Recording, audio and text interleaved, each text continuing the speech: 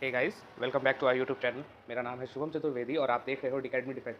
तो previous video में हमने बहुत बार इस चीज़ का जिक्र किया था कि हमारा टेलीग्राम ग्रुप आप ज्वाइन करो, बहुत सारे क्वेश्चंस आपको हेल्प मिलेंगे, जिससे आप एग्जामिनेशन हॉल में इनडायरेक्टली या डायरेक्टली आप क्वेश्चन सॉल्व कर सकते हो। ठीक है, तो मैंने ये भी दावा किया था कि 10 या 15 प्लस क्वेश्चन हमारे टेलीग्राम क्विक इन्फो ग्रुप से और जो वीडियोज़ हमने 20 डेज़ में जो अपलोड किए हैं उससे डायरेक्टली पूछे जाएंगे। ठीक है, तो वही हुआ। 20 प्लस क्वेश्चन अप्रॉक्स आया हमारे क्विक इन्फो ग्रुप से और यूट्यूब ग्रुप से, उसी के रिगार्डिंग ये प्रूफ वीडियो है। ठीक है, तो ये ऐसा कोई प्रूफ वीडियो नहीं होने वाला है जो कि आप बाकी इंस्टीट्यूट में देखते हो। ये कोई ऐसा इंस्टीट्यूट नहीं है जो कि फेक क्लेम्स करता है, जो कि आप इन सभी चीज़ से जागरूक होंगे। ठीक है, कि जो पढ़ाया वही आया, जो आया वही पढ़ाया। ठीक है, तो ये सब कुछ नहीं है। ये आपको ही पता है, आप भी एग्जामिनेशन हॉल में जब पढ़ के जा रहे होंगे उनके स्टफ्स, तो आप भी सर चकरा गया होगा आपका, आप भी अपने माथे में खुजली करके पूछ रहे होंगे कि भाई क्या पढ़ाया और क्या आया। ठीक है, तो हम ये सब नहीं करते, हम डायरेक्टली प्रूफ वीडियो लॉन्च करते हैं। ठीक है, और आपको फिर भी यकीन नहीं होता है तो please you are must welcome to our Telegram channel. Please visit it and go through it. आपको सारा दूध का दूध पानी का पानी वहीं पे पता चल जाएगा। ठीक है, तो आपसे बस यही रिक्वेस्ट है कि हमारे जो हार्ड वर्क और रिसर्च होते हैं, जिनके बुनियाद पे ये पूरा इनिशिएटिव हमारा टिका हुआ है, इसके लिए चाहिए होता है बहुत सारा रिसर्च और डेडिकेशन, जो कि हम आपके लिए लेके आते हैं फ्री ऑफ कॉस्ट। हम कोई फी चार्ज नहीं करते हैं। ठीक है, और ऐसा भी नहीं है हम 2.5 या फिर 4 या फिर 8 या फिर 9 या फिर 10 घंटे घंटे की वीडियो अपलोड करते हैं मैराथन क्लासेस के नाम पे। हम लोग डायरेक्टली सिंपल 30 या 40 मिनट्स की वीडियो अपलोड करते हैं। ठीक है, उसी में से 20 प्लस क्वेश्चंस आते हैं। ठीक है, आए हुए हैं 20 डेज के अंदर में। ठीक है, 20 डेज के अंदर में क्वेश्चन कितने आए हैं? 20 प्लस क्वेश्चन। ठीक है, तो आप 8 घंटे मैराथन क्लास क्यों कीजिएगा? वो सब बात की बात है, चलिए आपको प्रूफ दिखाते हैं। ठीक है, अब आते हैं पहले क्वेश्चन थर्ड के ऊपर। तो थर्ड का जो फुल फॉर्म होता है ना, thermal high altitude area defence. ठीक है, अब हाल ही में अप्रैल या मार्च के महीने में, ठीक है, हालांकि जो ट्रेम्प मिसाइल सिस्टम है उसकी चर्चा तो बहुत पहले से है, लेकिन मार्च अप्रैल के महीने के यही मीन टाइम में क्या हुआ था, ये बहुत ही ज़्यादा चर्चित विषय बना था, बहुत ही ज़्यादा ये न्यूज़ में था। ठीक है, तो इसी से मिलता जुलता मैंने एक थोड़ा सा इन्फॉर्मेशन शेयर किया था, जिसमें बोला गया था कि S-400 ट्रिम क्या है? एक mobile surface to air missile system है। क्या है? Surface to air missile system है। ठीक है, operationally deployed modern range SAM in the world. Operationally deployed होता है, तो आप बोलोगे ये तो S-400 ट्रिम्प मिसाइल सिस्टम का बात है, थर्ड तो मेंशन है नहीं। थोड़ा सा आगे पढ़ो तो यहाँ पे थर्ड का मेंशन किया हुआ है। अब इससे आपको कैसे पता चलेगा? तो ऐसे पता चलेगा जब आप पढ़ोगे। मैंने इसको कंपैरिजन किया है कि S-400 ट्रिम्प मिसाइल सिस्टम जो रशिया का है, वो जो अमेरिका का जो थर्ड है उससे कहीं ज़्यादा डेवलप्ड है। राइट, तो इसका आंसर क्या है? मैंने कंपैरिजन किया। अब कंपैरिजन तो हाथी और घोड़े का किया नहीं जा सकता है ना, घोड़े और घोड़े का ही किया जाएगा, हाथी और हाथी का ही किया जाएगा, ब्रीडिंग में कंपैरिजन होगा। तो इसका क्या होगा? Anti missile system. तो इसको हम लोग रखेंगे इनडायरेक्टली। ठीक है, डायरेक्ट क्वेश्चन नहीं है, इनडायरेक्टली है। यहाँ पे डायरेक्टली क्वेश्चन है, डायरेक्टली क्वेश्चन हमारे स्टफ से आया है, इन्फॉर्मेशन से आया है। तो बहुत सारे इंपॉर्टेंट प्लेसेस न्यूज़ में थे यूक्रेन का। अभी यूक्रेन और रशिया वॉर अपने चरम सीमा पे है, तो इसीलिए मैंने कुछ इंपॉर्टेंट प्लेसेस यूक्रेन का हमने प्रोवाइड कराई थी इस पर। तो जिनमें से चेर्निहिव है, खार्किव है, लुहांस्क है, ओडेसा है, मारियोपोल। और ये जो मारियोपोल है ना, ये पूछा गया था CAPF पे कि मारियोपोल जो है वो कहाँ है, या बेसिकली कौन से मतलब कंट्री को बिलोंग करता है। ठीक है, और ये जो लुहांस्क है, यहाँ पे 3 नंबर में आप क्लियरली देख सकते हो, लुहांस्क वो किसका प्लेस यहाँ पे बोल रहा है? यूक्रेन का। तो लुहांस्क और डोनेस्क यहाँ पे पूछा गया, तो वो किसका है? यूक्रेन का। ठीक है, अब आगे आते हैं। इसकी मैं खास करके बता रहा हूँ, इसकी मैंने 2 इमेज अपलोड की है। अभी यहाँ पे स्पेस कम होने की वजह से हम वो पिक्चर अपलोड नहीं कर पाए। आप जाके टेलीग्राम चैनल पे हमारा देख लो, 2 पिक्चर अपलोड हुई है। ठीक है, जिनमें एक तो यहाँ पे इसलिए मेरे को 2 पिक्चर अपलोड करना पड़ा क्योंकि एक जगह पे ये सारे माउंटेन का स्पेसिफिकेशन था नहीं कोई पिक्चर पे, इसलिए मेरे को 2 पिक्चर अपलोड करना पड़ा, जिसमें माउंट हेरियट था और एक पिक्चर में था माउंट थुलियर और माउंट डियाब्लो। ठीक है, तो माउंट थुलियर और माउंट डियाब्लो का ये जो पिक जो मैंने भेजा है ना, वो NCERT का था। ठीक है, NCERT का जब आप क्लास 11 का बुक देखोगे, fundamental of physiography of Indian geography का, तो उसका ही फर्स्ट या सेकंड चैप्टर में एक पिक था, उसको मैंने वो फॉरवर्ड किया था। तो उसका ही क्वेश्चन यहाँ पे आया है। तो बेसिकली इसका सोर्स भी NCERT को जाता है, श्रेय पूरा NCERT को। मैंने बस आपको पढ़ाया, वो भी एक क्रूशियल टाइम के अंदर में। ठीक है, और हम यहाँ दावा नहीं करते हैं भाई कि मेरा जो सोर्स है वो मैंने खुद प्रकट किया है। कोई किसी का सोर्स खुद प्रकट नहीं करता है। ठीक है, आपको जो पढ़ाया जा रहा है, दूसरे कोचिंग इंस्टीट्यूट जो पढ़ा रहे हैं और हम जो सोर्सेज प्रेफर करके पढ़ा रहे हैं, उससे क्वेश्चन आना चाहिए। भाई मार्केट में तो मटेरियल ही मटेरियल है, उससे पढ़ लो। ठीक है, पढ़ पाओगे क्या? आप 1000 किताब पढ़ोगे? नहीं पढ़ पाओगे ना। 2-3-20 दिन पढ़ो, आउटकम मैटर करता है। इनपुट तो आप जितना ले सकते हो उतना लो, किताब का कमी नहीं है और ना ही नॉलेज का कमी है, सभी जगह नॉलेज ही बढ़ रहा है। लेकिन वो नॉलेज जा कहाँ रहा है वो ज़्यादा मैटर करता है, ठीक है। तो इसका भी क्वेश्चन हम बोल सकते हैं इनडायरेक्टली। और ये जो लोत्से पीक है इसके बारे में मैं इन्फॉर्मेशन दे देता हूँ कि जो लोत्से पीक है ना वो कहाँ पे है, तो वो है नेपाल में, ठीक है, नेपाल में। और वो किसका पार्ट होता है, हिमालय का पार्ट होता है, ठीक है, हिमालय का पार्ट है लोत्से। यहाँ पे लोत्से पीक दिया कंफ्यूज करने के लिए, वहाँ पे माउंट लोत्से है, ठीक है, माउंट लोत्से। कभी कभी ये भी क्वेश्चन पूछा जाता है कि कौन सा पीक इंडिया में है और कौन सा पीक नेपाल में है। तो इसके बेसिस पे मैं कुछ दिन, आप टाइम दो मुझे, टेलीग्राम चैनल में जब ज़्यादा सब्सक्राइबर हो जाएंगे तो मैं आपको ये प्रॉमिस करता हूँ कि हमारा नोट्स हम डिलीवर करेंगे, सारा चीज़। हो सके तो हम बैचेस भी स्टार्ट करें, लेकिन उसके लिए हमारा जो छोटा सा इनिशिएटिव है जो हम आपको फ्री ऑफ कॉस्ट प्रोवाइड करा रहे हैं उसको सपोर्ट करो, ठीक है। आपको कहीं जाने की ज़रूरत नहीं है, सब एक ही जगह मिलेगा कंपाइल्ड वे में, आपको बस उसे पढ़ना है। हम आपको सभी कुछ देंगे, आपको बस एक स्टेप हमारे साथ लेना है, ठीक है। आगे चलते हैं। तो आज़ादी का जब अमृत महोत्सव हुआ था 75वां साल, तो क्या हुआ था, 75th वेटलैंड को दर्जा मिला था रामसर साइट्स में। 75 वेटलैंड को दर्जा मिला था। यही चीज़ जो आपको दिख रहा है, ये वाला पोर्शन, इसके ऊपर मैंने पूरा मैप, अपडेटेड रामसर साइट्स की मैप लगाई थी जिसमें 75 रामसर साइट्स थे, ठीक है। तो मैंने तो आपको इतना कुछ पढ़ा दिया, पूरी हलवा बादाम सब कुछ दिया, लेकिन आया क्या, कुछ नहीं। रामसर कन्वेंशन किससे रिलेटेड है, ठीक है, तो किससे रिलेटेड है आपको इजीली पता होना चाहिए, वेटलैंड से। तो हमारा जो नोट्स आप फॉलो करते हैं रिलीजियसली, हमारे जो स्टूडेंट्स हैं अभी बहुत कम है, 14 है टेलीग्राम में, 130 है सब्सक्राइबर यूट्यूब में। तो सभी को लगता होगा कि बहुत छोटा सा है, क्या ही कर लेगा। हमारा क्वालिटी देखो, आप बाकी की क्वालिटी देखो, आपको अंतर पता चल जाएगा। मैं कुछ नहीं बोलूँगा, आपको डिसाइड करना है, ठीक है। आगे की तरफ आते हैं, स्विफ्ट। तो स्विफ्ट क्या है, पहला ही पैरा पढ़ो आप, और ज़्यादा कुछ पढ़ना ही नहीं है, आंसर मिल जाएगा। क्या है पहला पैरा, मैं पढ़ लेता हूँ पहले। Swift is a messaging network used by banks and financial institution. क्या है ये, मैसेजिंग नेटवर्क है, कौन यूज़ करता है, बैंक्स और फाइनेंशियल इंस्टीट्यूशंस ग्लोबली, ठीक है, पूरे विश्व में ये यूज़ किया जाता है। तो अभी किस पे सैंक्शन लगाया था आपको पता है, रशिया पे। स्विफ्ट से उसको निकाल दिया गया था, बर्खास्त कर दिया गया था, ठीक है। तो अब हो गया, इतना ही पढ़ लो जितना मैंने हाईलाइट किया है, ठीक है। आपको सब कुछ मैं थाल में परोस के दे रहा हूँ, देख लो यहाँ पे, ठीक है। तो स्विफ्ट क्या है, तो एक ग्लोबल फाइनेंशियल इंटेलिजेंस एजेंसी है क्या, global terror finance detection system है क्या, ग्लोबल मनी ट्रांसफर सिस्टम है क्या। तो यहाँ पे कुछ दिख रहा है क्या मनी ट्रांसफर से related, messaging network used by banks and financial institution globally to quickly, accurately and securely send and receive information such as money transfer and instruction. Clear हो गया, क्या दरकार है कुछ पढ़ने का, दरकार है क्या, आप पढ़ो, क्या पढ़ोगे इकोनॉमी के लिए, हम है ना, हम लोग सब प्रोवाइड कराएंगे आपको।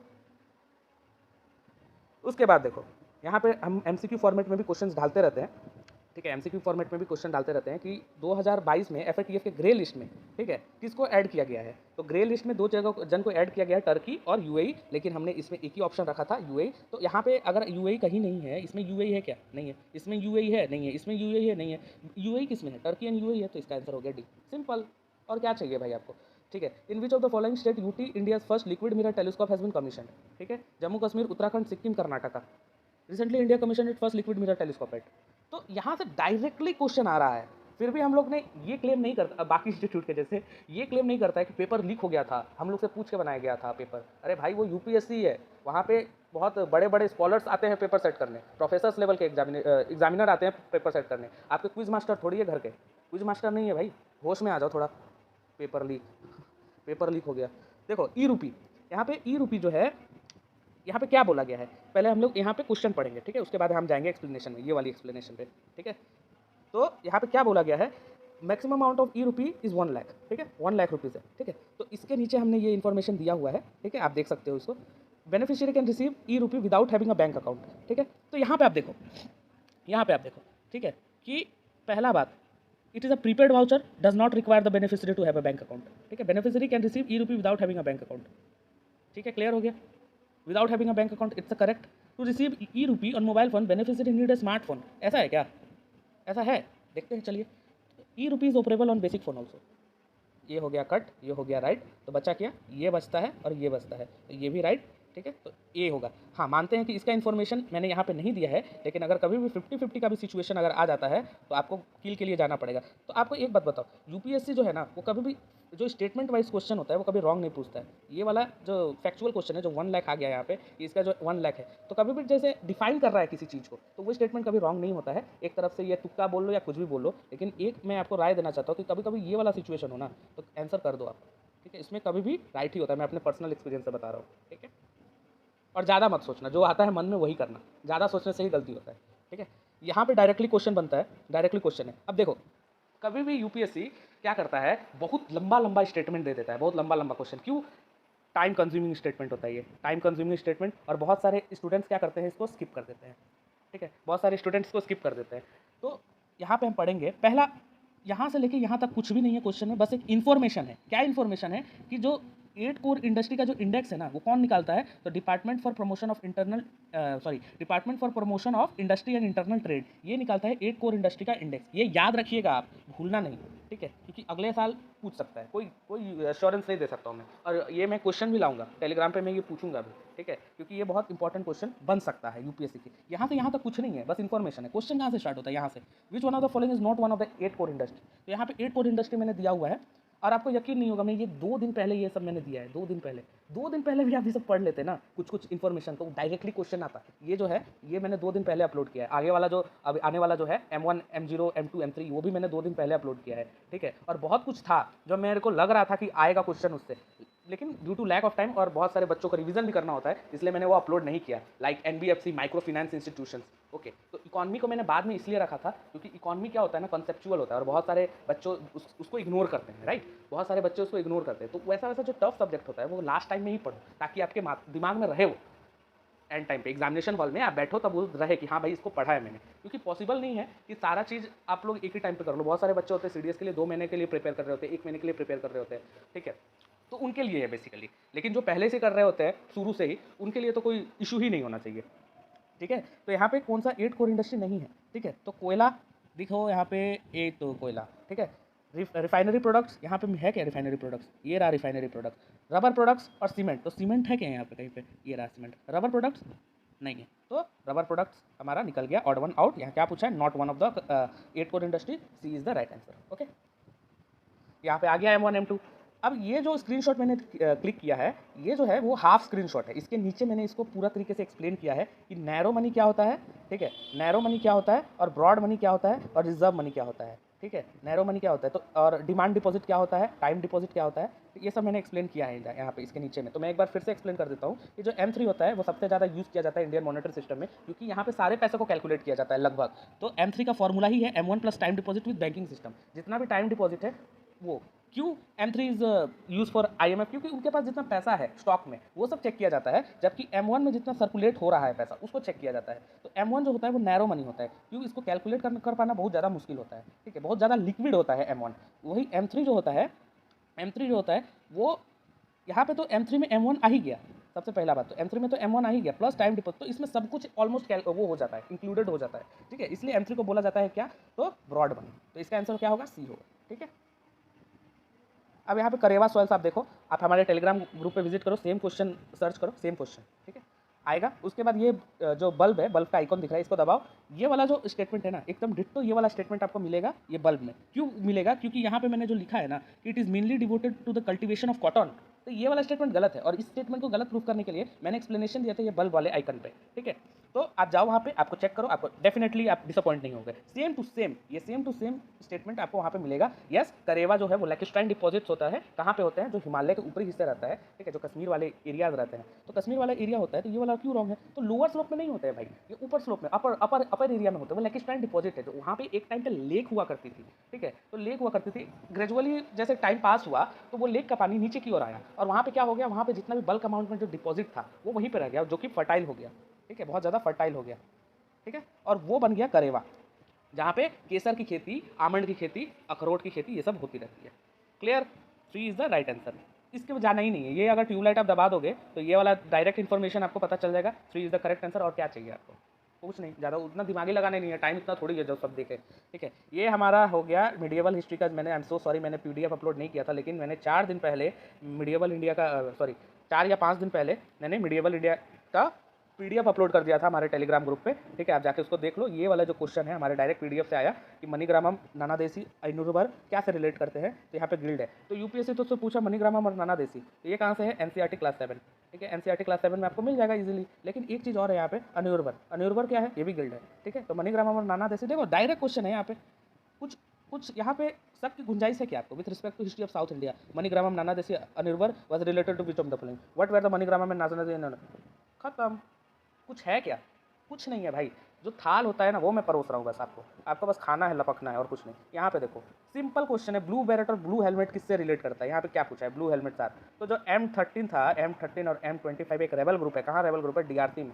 तो DRC में ये दोनों रेबल ग्रुप है, ठीक है। तो ये बहुत ज़्यादा न्यूज़ में था, इसलिए मैंने क्वेश्चन डाला। M13 और M25 DRC का रेबल ग्रुप है, जो कि अटैक्स करता रहता है वहाँ के जो सिविलियंस है उन पे, या फिर तो उसके लिए क्या किया, UN पीस कीपिंग कीपर्स ने वहाँ पे अपने आर्मी को तैनात किया, जिसको कहा जाता है ब्लू बैरेट्स और ब्लू हेलमेट। न्यूज़ में था इसलिए मैंने डाल दिया, ठीक है। ये क्वेश्चन डायरेक्टली पूछा है, ब्लू हेलमेट्स क्या होता है, ठीक है।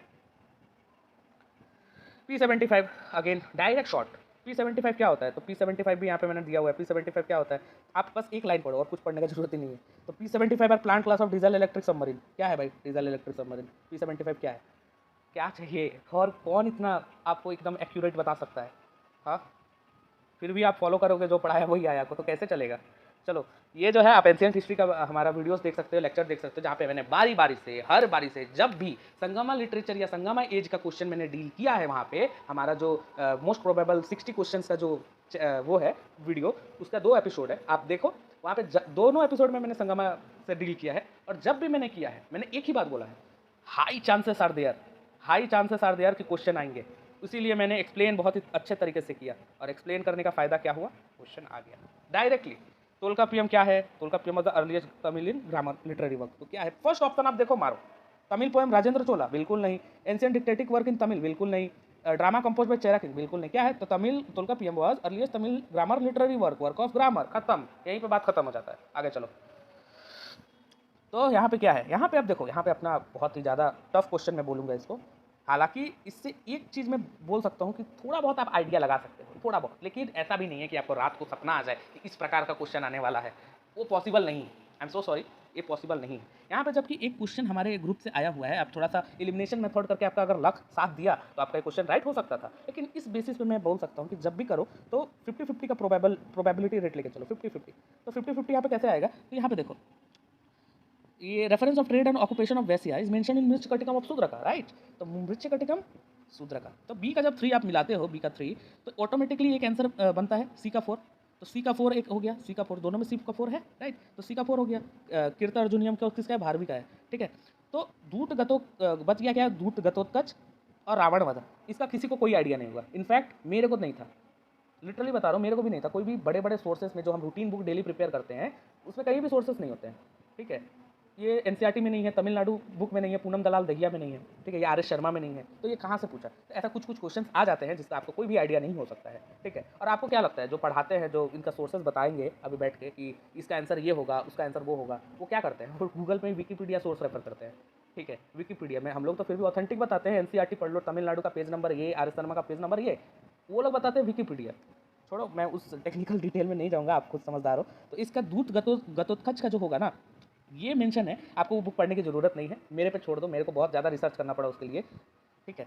AL बाशाम का एक बुक है, AL बाशाम का एक बुक है, the wonder that was India, ठीक है। जो UPSC के जो ऑप्शनल लेते हैं ना, हिस्ट्री, सिविल सर्विस एग्जामिनेशन के ऑप्शनल जिसका होता है हिस्ट्री, उनके लिए वो बुक होता है, ठीक है।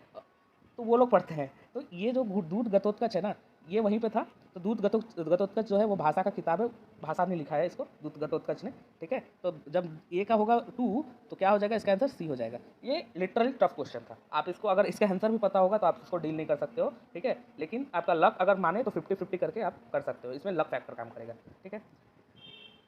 यहाँ पे देखो माहेश्मती कहाँ पे है, तो माहेश्मती जो है, इस पहले तो मैंने आपको बोला है अपने वीडियो में कि इसका कैपिटल्स आप याद कर लो, एकदम अच्छे से याद कर लो, कैपिटल्स और मैपिंग याद कर लेना इसका कि कौन सा कहाँ पे लोकेटेड है। आप जाके वीडियो देखो, फिर बोलना कि मैंने बोला है या नहीं, ठीक है। मेरे बोलने के बावजूद आपने नहीं किया होगा तो आपका गलती है, ठीक है। आपको वो मैराथन क्लास करो तब आप जाके, ठीक है। तो एंशिएंट महेश्मती जो है वो कहाँ पे लोकेटेड है, तो अवंती का कैपिटल है महेश्मती। और अवंती कहाँ पे है, सबसे साउदर्न मोस्ट जो महाजनपद है वो है अवंती। और अवंती जो है, ये देखो रुक एक सेकंड, हाँ, तो ये है नर्मदा, ठीक है। और ये है तापी, ठीक है। कहाँ पे नर्मदा और ये है तापी, ये गुजरात है, पता चल ही जाएगा, ये नर्मदा है और ये तापी है। और ये बीच का जो हिस्सा है, ये आप मेरे को कमेंट सेक्शन में अभी जस्ट अभी सारे काम छोड़ दो, खाना खा रहे हो नहीं खाओ, अभी के अभी कमेंट सेक्शन में पिन करके बताओ कि ये वाली माउंटेन कौन सी है, अभी के अभी सुनना है मेरे को, ठीक है। आगे बढ़ते हैं। अब यहाँ पे एक क्वेश्चन आता है, तो ये क्वेश्चन उतना टफ नहीं होना चाहिए। NCERT का RS शर्मा अगर किसी ने पढ़ा होगा तो, मैं हिस्ट्री का सोर्सेस डेडिकेटेड वीडियो लाऊंगा जिसमें मैं बताऊंगा कि किस बुक से कौन सी क्वेश्चन पूछी गई थी, वेटेज क्या था इस बार, एंशिएंट का कितना था, मॉडर्न का कितना था। तो बेसिकली अभी मेरा मोटिव यही है इस वीडियो में बताना कि टेलीग्राम से हमारा इन्फो से आपको कितना हेल्प मिला और हमारा टेलीग्राम चैनल आपको क्यों ज्वाइन करना चाहिए, ठीक है, और हमारा वीडियो आपको क्यों देखना चाहिए और हमारा वीडियो आपको ऊपर क्यों रखना चाहिए, वो जो पढ़ाया वही आया गैंग वालों से, ठीक है। तो कौन सा अश्वघोष का वर्क नहीं है, तो यहाँ पे पहला तो आप यहाँ पे अश्वघोष कौन से यहाँ पे है, तो बुद्ध चरिता, आप बुद्ध चरित्र को ऐसे निकाल दो, निकाल के फेंक दो। ये सौंदरानंदा और ये सरिपुत्र प्रकरण, ये आपको मिल जाएगा तमिलनाडु बोर्ड के में, और ये आपको मिल जाएगा आर एस शर्मा में, ठीक है। मैं आपको बता दूंगा सब कुछ और अच्छे से करवा भी दूंगा, आप बस टाइम दो। 20 दिन था, 20 दिन में इतना कुछ आ गया, इनडायरेक्टली और डायरेक्टली सब दिखा रहा हूँ मैं आपको, और मैं क्लेम भी नहीं कर रहा हूँ कि डायरेक्टली मेरे से आया, हम पढ़ा दिया तो लोग पास हो गया, ऐसा कुछ नहीं है। यूपीएससी है, मेरे घर का क्विज मास्टर नहीं है वो, मैंने पेपर नहीं सेट किया था, ठीक है।